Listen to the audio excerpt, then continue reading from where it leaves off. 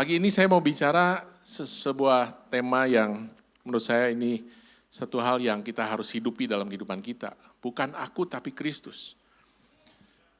Ini sebuah moto yang harus menjadi moto setiap orang yang percaya, yang lahir baru, yang sudah kenal Tuhan, sudah mengalami Tuhan dalam kehidupannya. Perjumpaan kita dengan kasih Tuhan, dengan Tuhan secara pribadi itu adalah pengalaman yang sangat personal. Ya. Saya mengalami banyak perjumpaan dengan Tuhan secara pribadi, dimulai dari ketika saya lahir baru. Saya masih ingat peristiwanya ketika saya pertama kali terima Yesus, dan di situ saya menangis dan luar biasa damai sejahtera Tuhan mengalir dalam kehidupan saya. Dan itu sangat personal. Mungkin orang-orang di sekitar saya yang waktu itu melihat mungkin nggak tahu apa yang saya alami. Beberapa kali perjumpaan dengan Tuhan, ketika saya ingat juga waktu itu dalam sebuah retreat pengerja gitu. Tiba-tiba saya didoakan dan waktu itu memang saya lagi mengalami kegalauan dalam kehidupan. Saya memutuskan waktu itu untuk berhenti dalam pelayanan. Karena banyak hal kekecewaan yang saya alami, dan waktu itu Tuhan jamah dengan kasih-Nya dan saya menangis. Dan itu pengalaman personal, orang-orang mungkin nggak tahu apa yang saya alamin. Ada yang peristiwa yang satu lagi yang saya nggak ingat, nggak pernah lupakan maksudnya. Ketika saya ada di Toraja, saya waktu itu melayani retreat dengan teman-teman banyakan. Saya waktu itu main musik. Tapi waktu main musik tiba-tiba Tuhan jamah dengan mendengarkan apa yang disampaikan, bicara soal pemulihan hati saya dengan papa saya. Dan waktu itu benar-benar saya nggak tahan. Saya sampai menangis. Dan itu pengalaman yang sangat personal. Orang lain nggak tahu. Tetapi masalahnya, bagaimana orang bisa merasakan apa yang saya rasakan? Pengalaman saya dengan Tuhan, bagaimana orang lain bisa rasakan? Caranya yaitu ketika mereka melihat manifestasi Kristus dalam kehidupan kita. Kalau kita dijamah Tuhan, mungkin hanya kita yang ngalamin sendiri. Belum tentu orang lain bisa merasakan apa yang kita rasakan. Tapi ketika Kristus mulai memanifestasikan hidupnya dalam kehidupan kita, maka orang lain yang bisa merasakan. Next. Kristus mati di kayu salib bukan hanya untuk menebus dan memberikan kehidupan yang kekal bagi kita. Tapi Dia menjadikan kita manusia yang baru. Ada satu ayat di dalam Galatia 2 ayat yang ke-20 berkata demikian. Namun aku hidup, tetapi bukan lagi aku sendiri yang hidup, melainkan Kristus yang hidup di dalam aku. Bukan aku yang hidup, ketika orang sudah terima Yesus, bukan dia yang hidup dalam kehidupan ini. Yang menjalani kehidupan ini adalah Kristus yang ada di dalam kita. 2 Korintus 5 ayat 17, jadi siapa yang ada dalam Kristus, ia adalah ciptaan yang baru, yang lama sudah berlalu, sesungguhnya yang baru sudah datang. Manusia yang baru itu bukan bicara soal, ketika sudah terima Yesus, hidupnya damai sejahtera, hidupnya sukacita, hidupnya diberkati. Manusia yang baru juga bukan bicara soal ketika kita sudah terima Yesus, kemudian kita jadi bahasanya di bahasa sangat rohani ya, ketemu Bu Cencan. Bu Cencan apa kabar? Shalom. Ditanya apa kabar? Shalom jawabnya. Gimana? Baik-baik, puji Tuhan, haleluya. Wah, itu manusia baru, ya itu bolehlah, manusia baru seperti itu boleh. Bukan juga orang yang aktif dalam pelayanan, boleh melayani Tuhan, aktif. Tapi manusia yang baru adalah mereka yang mengalami perubahan hidup dalam kehidupannya, yaitu mulai Kristus mulai bertumbuh dalam kehidupannya. Kristus mulai memanifestasikan dirinya dalam kehidupan kita. Nah, kehidupan orang percaya sebagai manusia baru itu adalah sebuah proses yang namanya kematian ego. Ya, next slide boleh. Jadi yang namanya manusia baru itu adalah sebuah tahap perjalanan awal ketika kita terima Yesus, mengalami perjumpaan dengan Tuhan. Jalan, siap. Dan disitulah mulainya proses yang namanya kematian ego kita. Agar kita bisa mengalami manifestasi realitas Kristus dalam kehidupan kita. tanpa kematian ego, enggak mungkin Kristus bisa memanifestasikan dirinya dalam kehidupan kita. Orang-orang yang masih ego itu masih ngeyel, masih gimana gua hidupnya, masih nggak mau diatur, masih banyak hal-hal yang dia pegang dalam kehidupannya. Dan orang-orang seperti itu tidak bisa memanifestasikan Kristus. Makanya banyak orang Kristen jadi batu sandungan. Mereka mungkin aktif dalam pelayanan, mereka mungkin sangat rohani dalam berkata-kata, tapi dalam kehidupannya tidak bisa orang-orang melihat Kristus ada nyata dalam kehidupannya. Dan ini problem yang dialami oleh banyak orang-orang percaya. Lukas 9 ayat 23 katanya kepada mereka semua, setiap orang yang mau mengikut aku, ia harus menyangkal dirinya, memikul salibnya setiap hari dan mengikut aku. Ternyata proses kematian ego itu adalah perjalanan yang akan mengisi sepanjang hidup kita setelah kita mengalami Tuhan. Setelah kita terima Yesus, setelah kita mengalami jamahan Tuhan. Maka nextnya adalah proses kematian ego. Karena manusia itu sangat luar biasa ya. Egonya sangat kuat sekali. Dan itu yang harus Tuhan kikis dalam kehidupan kita. Tuhan harus proses. Supaya apa? Supaya Kristus bisa memanifestasikan dirinya dalam kehidupan kita. Bisa, oke. Orang yang mengalami kematian ego, itu akan mudah dibawa kemana saja Tuhan mau. Akan mudah diarahkan. Karena dia sudah nggak ngeyel, dia sudah nggak kekeh dengan apa yang dia miliki, dengan keinginan dia, dengan pendirian dia. Dia akan mudah dibawa saja untuk menggenapi rencana dan kehendak Tuhan. Ya. Paulus ketika berjumpa dengan Tuhan, kita tahu Paulus adalah orang yang sangat luar biasa sebelum ketemu Tuhan. Dia orang yang nggak bisa ditentang. Dia bahkan mau berniat untuk membunuh setiap orang-orang percaya pada zaman itu. Tapi ketika dia ketemu Tuhan, matanya dibutakan. Udah ketika buta, udah dia menyerah. Dia mulai menyerahkan semua kehidupannya kepada Tuhan dan dia mau dibawa kemana saja. Nah dalam kehidupan kita, kalau kita masih punya kengeyelan gitu ya, masih punya gimana gua hidup, gimana gua nggak mau ada yang ngatur, akan sulit untuk Tuhan memanifestasikan hidupnya dalam kehidupan kita. Nah pagi ini saya mau bagikan 5 saja manifestasi Kristus yang harus terjadi dalam kehidupan kita sebagai manusia yang baru. Kita lihat, yang pertama adalah kita menjadi man of vision. Manusia yang baru itu punya visi yang baru. Yaitu orang-orang yang mengerjakan apa yang menjadi panggilan Tuhan, menjadi agenda dan kepentingan Tuhan dalam kehidupannya.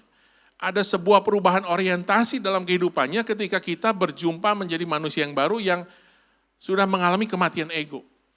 Kita mungkin masih punya keinginan secara manusia, itu normal, kita masih punya mimpi. Tapi mimpi-mimpi kita itu bukan pengejaran yang utama dalam kehidupan kita. Karena kita harus mengerti bahwa ada visi Tuhan, ada hati Tuhan, ada panggilan Tuhan yang harus kita kerjakan dalam kehidupan kita. Kita nggak semata-mata menghabiskan waktu di bumi ini yang hanya mungkin 70, 80 tahun, hanya untuk mengerjakan apa yang menjadi keinginan kita saja. Kita lupa bahwa Tuhan juga punya rencana dalam kehidupan kita. Dan setiap orang-orang yang sudah mati egonya, dia pasti punya sebuah mimpi Tuhan dalam kehidupannya. Dia tidak lagi mengejar apa yang menjadi keinginan, ambisi dia dalam kehidupan ini. Ini contohnya adalah Yusuf. Yusuf seorang tukang kayu.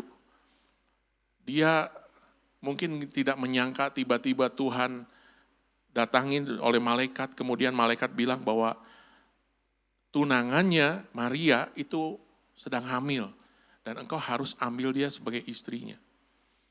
Dan buat Yusuf di zaman itu yang masih memegang tradisi Yahudi yang sangat sakral, apalagi dalam pernikahan, mendengar tunangannya sudah hamil saja itu sudah merupakan sebuah aib dan dia harus menanggung malu untuk mungkin bukan hanya dia, keluarganya juga. Tapi lihat orang-orang yang mengutamakan agenda Tuhan. Mungkin Yusuf nggak tahu apa yang terjadi. Karena Tuhan nggak ngomong banyak, malaikat Tuhan hanya ngomong anak ini akan lahir yang akan menjadi juru selamat.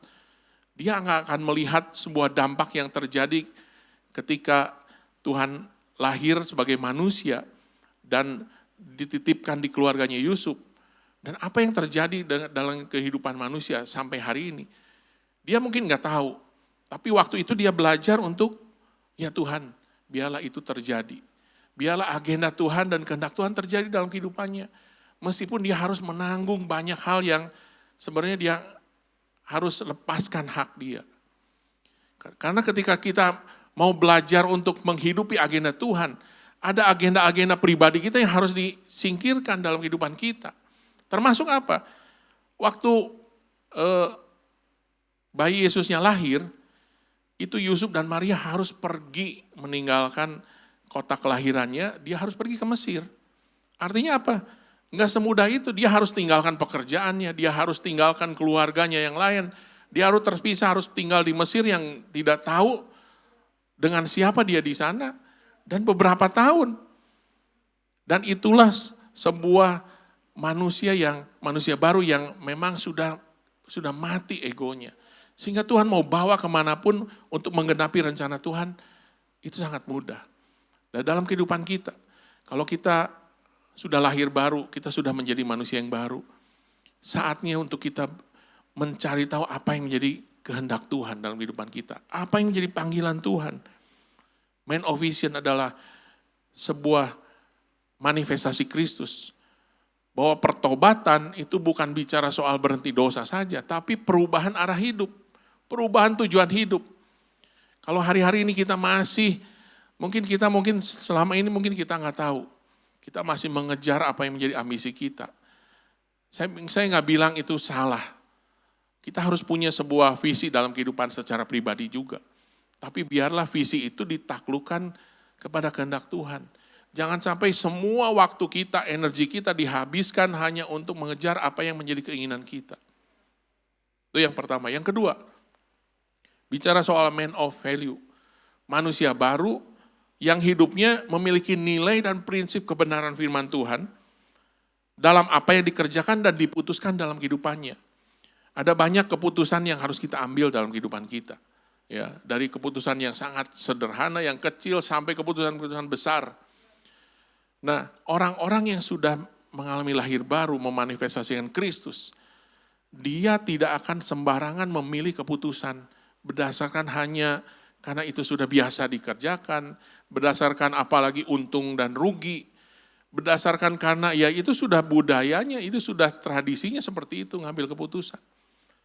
Tapi orang-orang yang menjadi manusia baru, yang sudah mati egonya, dia harus belajar ngambil keputusan berdasarkan nilai dan prinsip kebenaran.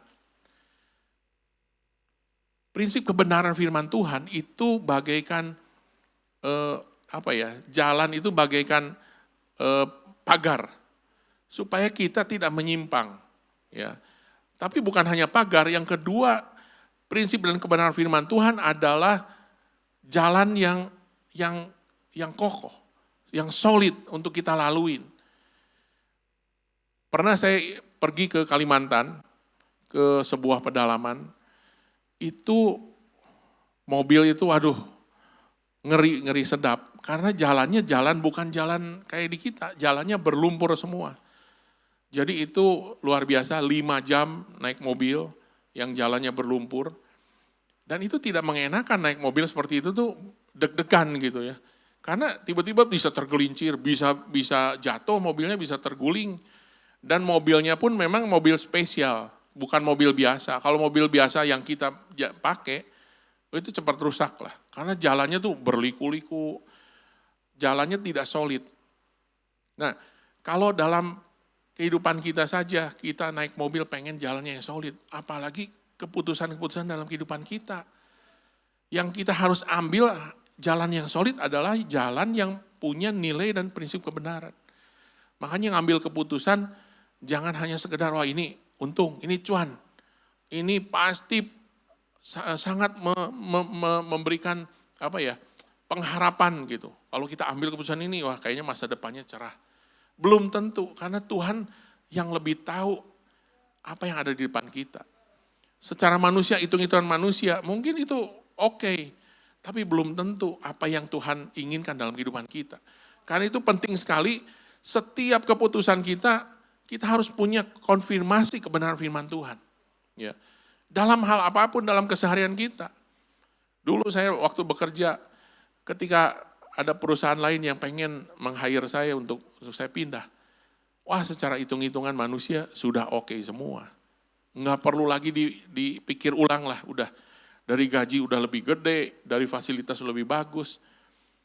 Tapi waktu itu saya minta Tuhan konfirmasi, karena ada sesuatu hal yang kayaknya nggak srek gitu, nggak plong. Akhirnya Tuhan kasih sebuah firman, bicara soal Abraham menyerahkan Ishak. Artinya ada hal-hal yang harus kita korbankan. Saya lihat ayat ini saja, saya pikir kayaknya saya harus tolak ini. Wah, itu sebuah keputusan yang buat saya waktu itu, saya pikir wah ini salah, ini nolak pekerjaan ini salah. Tapi saya belajar untuk mengambil keputusan sesuai dengan kebenaran firman Tuhan. Yang menjadi pagar, yang menjadi solid rock untuk jalan saya di depan saya. Dan benar ketika saya tolak, ya mungkin saya mengalami ya kekecewaan, saya nggak dapetin apa yang saya diinginkan gitu ya. Tapi beberapa tahun ke depan ternyata saya bersyukur saya tidak jadi. Karena apa yang terjadi di depan itu kita nggak tahu. Ya. Perusahaan itu ternyata dijual dan ya banyak pemotongan karyawan dan wah itu luar biasa kalau seandainya saya hanya mengejar nilai uang yang saya peroleh, mungkin nggak tahu saya entah kemana, mungkin udah selesai. Nah, man of value ini bicara soal ketegas dan tidak kompromi. Jadi meskipun secara ketika kita ambil kebenaran ini, mungkin kita ngalami kerugian, mungkin kita nggak dipromosi, mungkin kita nggak ngalamin banyak keuntungan-keuntungan secara manusia. Tapi saya percaya bahwa orang-orang yang hidup dalam prinsip kebenaran, hidupnya itu akan mengalami sebuah ketegasan. Dia akan menjadi berbeda. Contohnya itu Daniel. Daniel itu orang-orang yang sangat sekali tegas dan kompromi. Dia tidak peduli. Mungkin secara posisi dia terancam untuk diturunkan. Karena dia punya sebuah prinsip yang dia harus jalani dalam kehidupan waktu itu. Ketika disuruh, nggak boleh doa. Yang hanya berdoa itu hanya kepada Raja Nebukadnezar. Permohonan itu nggak bisa kepada siapapun. Tapi Daniel nggak peduli. Karena hidupnya dipimpin oleh prinsip dan kebenaran. Dia tetap aja menyembah kepada Tuhan. Seperti yang biasa dia lakukan. Ancamannya dia bisa dicopot. Tapi kalau kita hari-hari ini dengan dengar ancaman, mungkin kalau kamu melakukan ini, kamu turun, selesai dari jabatan ini. Kamu bahkan bisa dikeluarkan dari perusahaan. Berani nggak? Orang-orang yang hidup lahir baru, manusia yang baru, memanifestasikan Kristus, dia punya nilai-nilai yang bisa terlihat oleh orang-orang di sekitarnya. Yang ketiga, man of compassion. Ada belas kasihan yang lahir dalam kehidupan kita, yang menjadi kepanjangan tangan Tuhan bagi orang lain. Orang-orang yang punya compassion adalah orang-orang yang sudah selesai dengan dirinya sendiri. Kalau kita masih memikirkan diri sendiri, menangisi hidup sendiri, masih self pity, masih udahlah saya juga masih banyak masalah dalam kehidupan saya, boro-boro mikirin orang lain. Nggak mungkin ada hati Tuhan, belas kasihan Tuhan yang lahir dalam kehidupan kita. Kita akan menjadi apatis dengan orang-orang.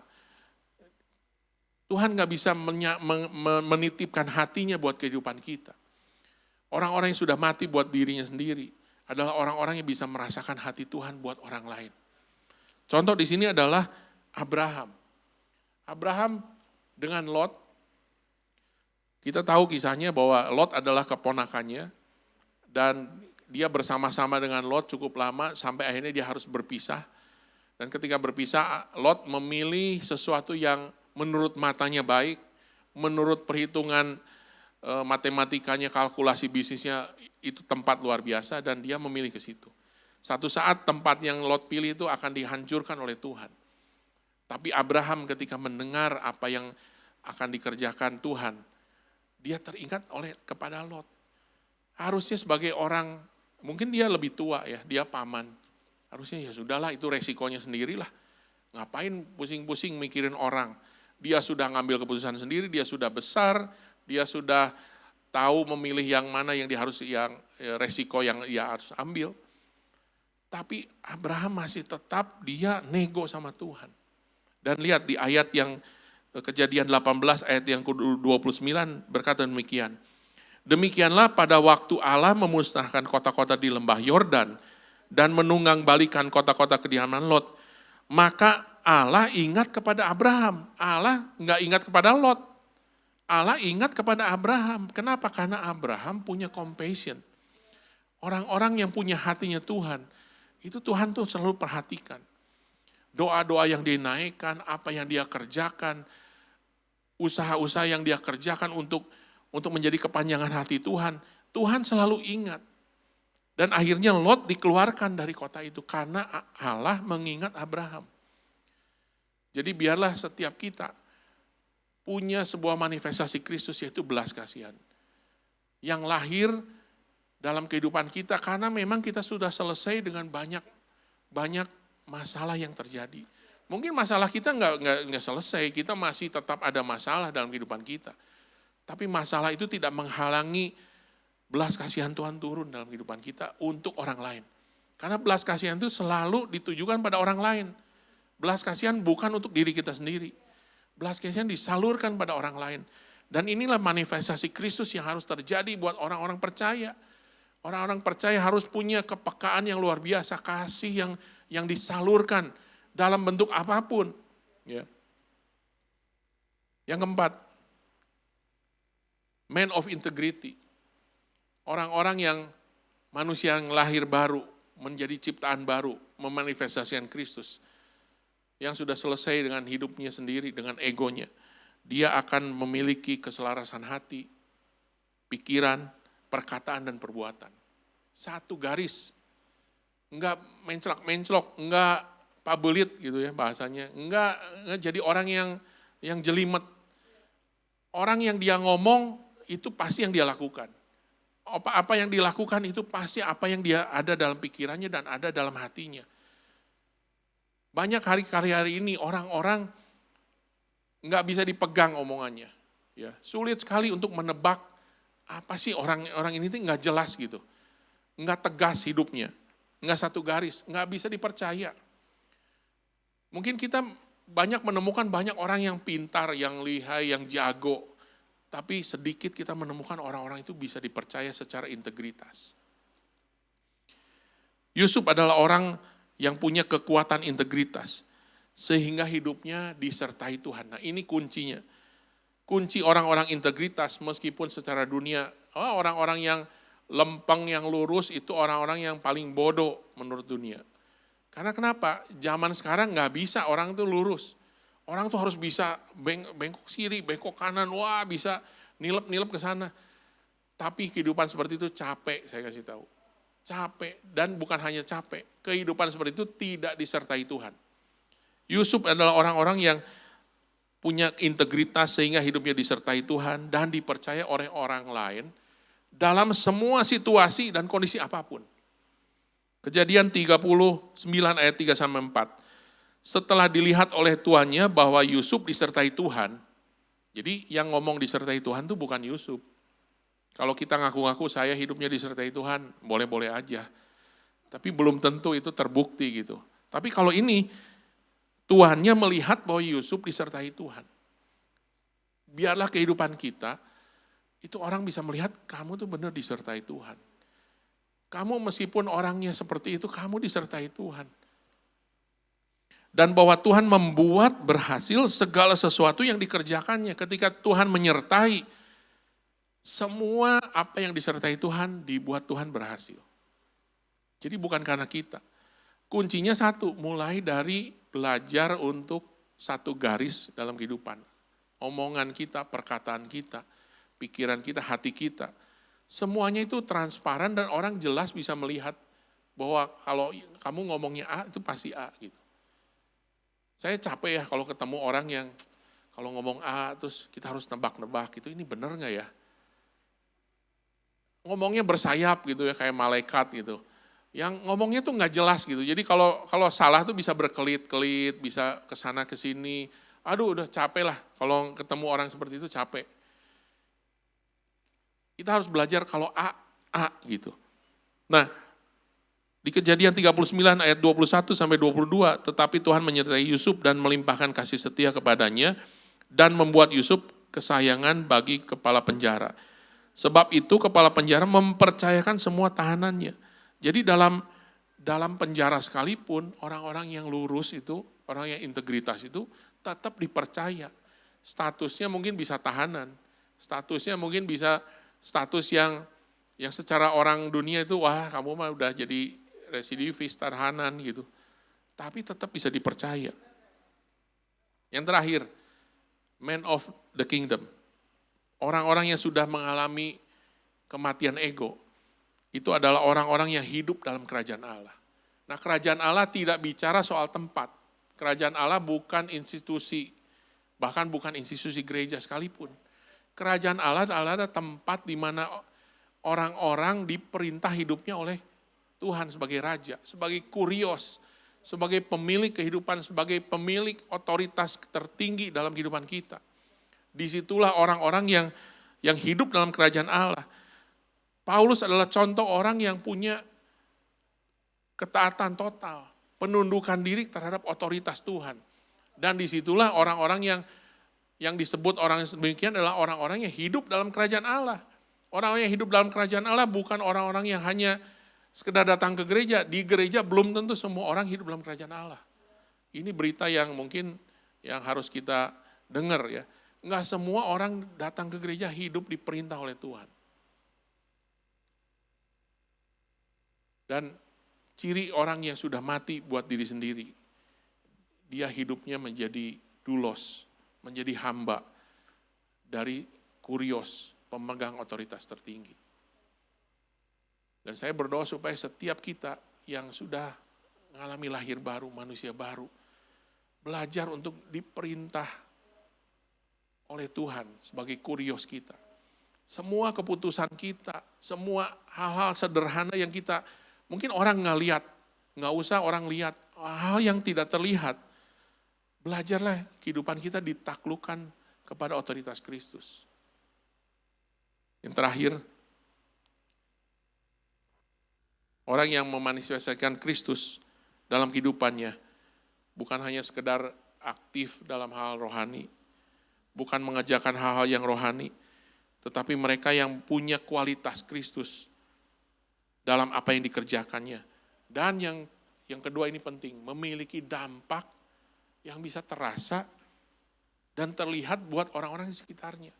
Buat apa kita rajin pelayanan, buat apa kita aktif dalam pelayanan, punya jabatan yang luar biasa dalam pelayanan, tapi orang-orang tidak bisa merasakan dampak keseharian ketika kita gaul sama mereka.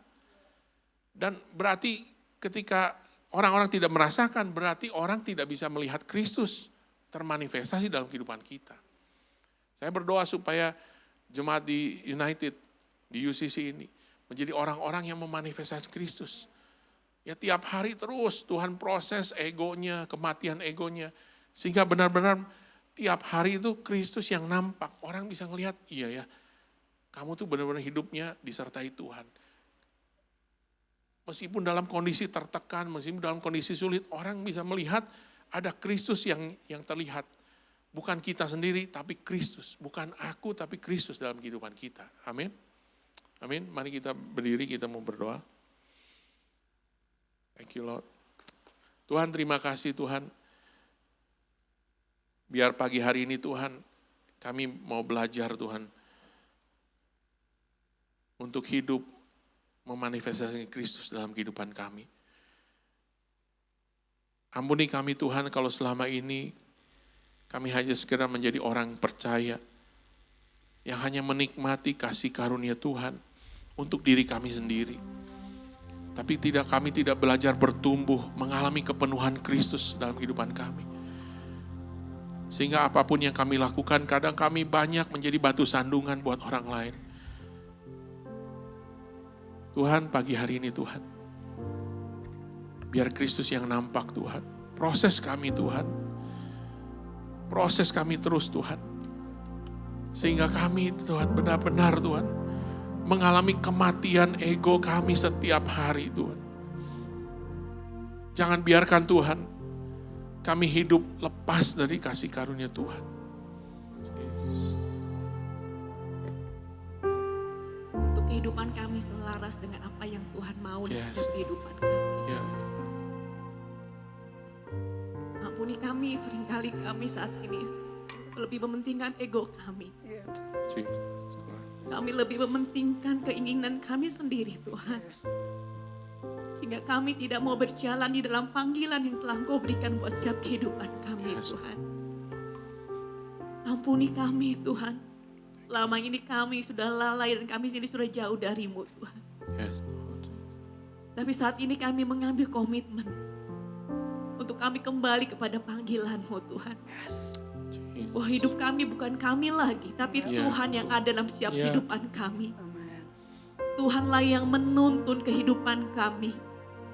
Tuhanlah yang memimpin langkah kehidupan kami Tuhan. Untuk kehidupan kami menggenapi rencana-Mu Tuhan. Lewat kehidupan kami, lewat perkataan kami, lewat pikiran kami, lewat hati kami Tuhan.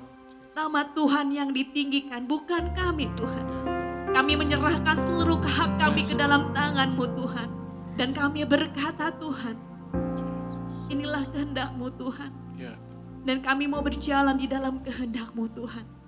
Ada integritas dalam kehidupan kami Tuhan. Ada nilai-nilai dalam setiap kehidupan kami Tuhan. Ada belas kasihan untuk mengalir buat kehidupan kami. Dan biarlah Tuhan, apa yang kami ucapkan, apa yang kami pikirkan selaras dengan apa yang kami kerjakan Tuhan. Dan kehidupan kami boleh dirasakan, didampakkan oleh orang-orang sekitar kami dan berkata benar bahwa Tuhan itu ada dalam setiap kehidupan kami Tuhan. Kami menyerahkan hidup kami ke dalam tangan-Mu Tuhan. Dan berkata kehendak-Mu saja yang terjadi Tuhan buat kehidupan kami Tuhan. Kami mau ambil bagian itu Tuhan. Kami ambil Tuhan, berkomitmen Tuhan. Kami berjalan di dalam panggilan-Mu Tuhan. Kami serahkan hati kami dan hidup kami Tuhan. Kami serahkan hak kami Tuhan ke dalam tangan-Mu Tuhan. Biarlah lewat kehidupan kami Tuhan. Banyak orang-orang merasakan ada kasih Tuhan mengalir buat kehidupan kami. Kami mengalirkan kasih yang berasal daripada-Mu. Karena ada belas kasihan Tuhan mengalir buat kehidupan kami. Terima kasih Tuhan. Manifestasikan firman itu Tuhan. Apa yang telah kami dengar Tuhan. Kami mau renungkan. Dan kami mau jadi pelaku-pelaku firman-Mu Tuhan. Biar nama Tuhan dimuliakan. Terima kasih Tuhan Yesus.